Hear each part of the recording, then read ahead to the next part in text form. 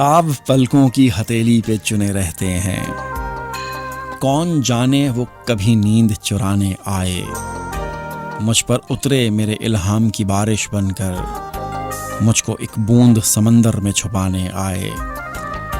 جب میں سنوروں تو وہ گلنار کرے میرا تبسم، جب میں ہنس دوں تو وہ غنچہ سا چٹکنا چاہے، جب میں تنہا ہوں وہ میرا ہاتھ پکڑ لے آ کر، جب میں چپ ہوں تو وہ بادل سا برسنا چاہے۔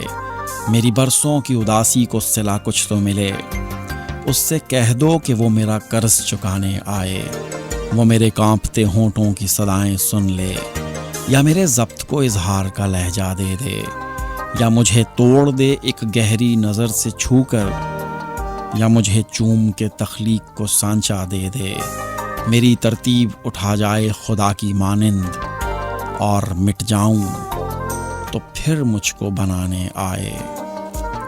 خلیل الرحمن قمر۔ یہ بہت کمال لکھا ہے انہوں نے، بہت ہی کمال لکھا ہے۔